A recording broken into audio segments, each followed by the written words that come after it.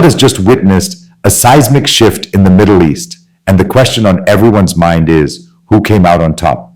The critical issue we must examine is who ultimately benefited from the recent Iran-Israel conflict after America's intervention. In global conflicts, there are always winners and losers, but the gains are often unclear, just as we still debate who truly gained from the ongoing Russia-Ukraine war years later. This current conflict began on October 7, 2023, with the Israel-Hamas war, and we've now seen its culmination with Iran's involvement and America's decisive intervention. Today, let's unpack the layers of this complex geopolitical game to understand who truly emerged victorious and what it means for the region's future. My analysis reveals America employed 14 bunker buster bombs, followed by approximately 30 cruise missiles launched not from aircraft carriers, but from strategic positions near the Strait of Hormuz, according to Pentagon reports. These strikes effectively ended the 12-day conflict. The key question remains, who emerged victorious?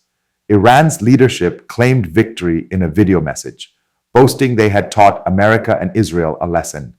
But reality tells a different story. Israel delivered crushing blows that shattered Iran's military infrastructure. In war, the ultimate measure isn't just who won, but who achieved their strategic objectives. Iran's bravado masks a harsh truth. Their military capacity, painstakingly built over decades, lies in ruins, while America orchestrated the outcome without a single loss. Historically examining U.S. presidents over the past 50 years reveals a pattern. From George W. Bush's Gulf War to Obama and Biden's interventions, America consistently advances its interests. In this conflict, America achieved complete success without losing a single soldier or asset over 12 days of fighting, a remarkable military feat. The Iranian vice president's recent statement confirms this, announcing readiness for negotiations and abandoning nuclear weapons development in favor of power generation. Exactly what America has demanded since Trump's administration initiated 6 rounds of negotiations.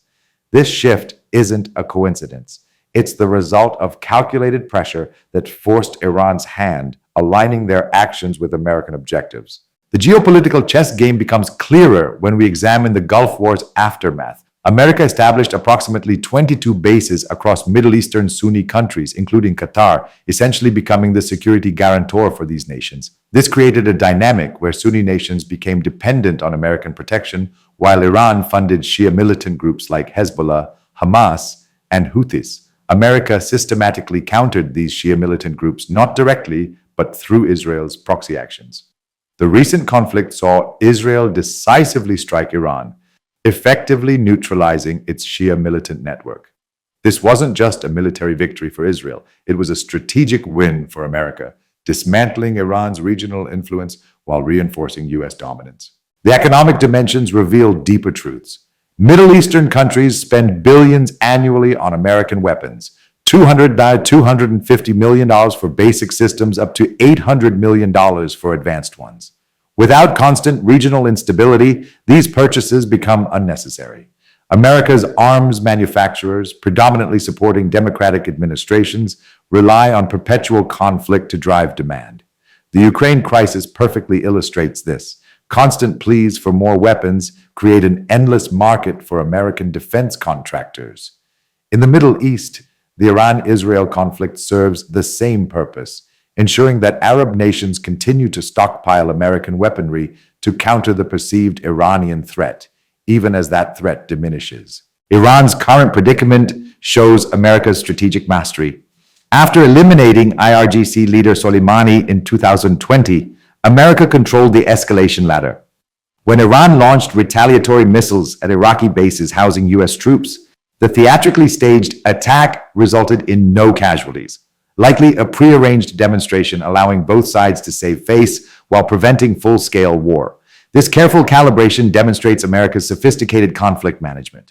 By orchestrating limited retaliations, America keeps tensions high enough to justify its presence but low enough to avoid all-out war, maintaining a delicate balance that serves its interests. The Middle East's monarchies live in perpetual insecurity, Sacco, knowing their undemocratic systems could collapse anytime. This explains why they host American bases, paying for protection against both external threats and their own populations. Their oil wealth cannot buy stability, as demonstrated when Qatar panicked during recent missile attacks, despite its wealth. America's true victory lies in making both Sunni and Shia factions dependent on its security umbrella.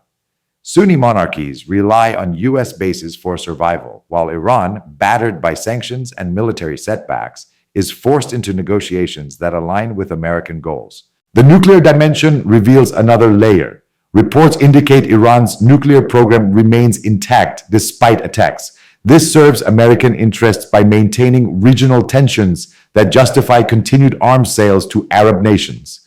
Without the specter of an Iranian threat, why would these countries keep purchasing expensive American weaponry? The persistent narrative of Iran's nuclear ambitions keeps the region on edge, ensuring that America's defense industry thrives, while its allies remain tethered to its influence. America's diplomatic brilliance shines in recent developments. The unprecedented spectacle of an American president publicly chastising Israel's prime minister to accept a ceasefire while simultaneously compelling Iran to negotiate demonstrates unparalleled global influence. This two-front diplomatic victory, getting sworn enemies to stand down simultaneously, showcases the real power dynamics. The leaked Pentagon reports and carefully timed statements all form part of a meticulously planned strategy to maintain American dominance. It's a masterclass in balancing coercion and diplomacy, ensuring that both sides bend to America's will without triggering a broader conflict. The underlying reality is that America's foreign policy serves its economic interests above all. By controlling both regional instability and the global arms market, it ensures continued demand for its defense industry. The Middle East has become a carefully balanced chessboard where America plays all sides. Sunni monarchies pay for protection, Shia Iran is contained through sanctions and military pressure, and Israel serves as the regional enforcer. This complex game keeps all parties dependent on American mediation while preventing any single power from dominating. The result is a region where America's influence is unchallenged, even as its rivals exhaust their resources. Ultimately, this conflict has reinforced America's position as the indispensable power in the Middle East. Both Sunni and Shia factions now find themselves under American influence, the former through military bases and arms deals, the latter through economic sanctions and military deterrence. The stage is set for at least a decade of relative stability in the region, with America firmly in control of the escalation ladder.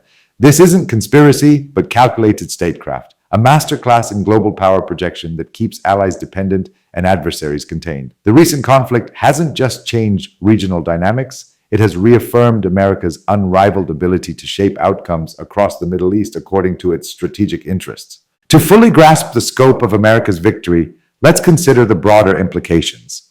The Middle East is not just a battleground, but a marketplace where American defense contractors thrive on perpetual tension.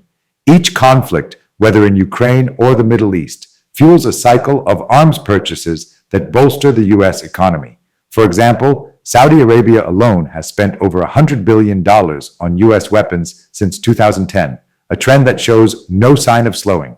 This economic leverage ensures that America's allies remain loyal, not out of ideology but necessity, as their survival depends on U.S. protection. Another angle is the human cost, often overlooked in geopolitical analysis. While America emerged unscathed, Iran's population faces the fallout of a crippled economy and devastated infrastructure.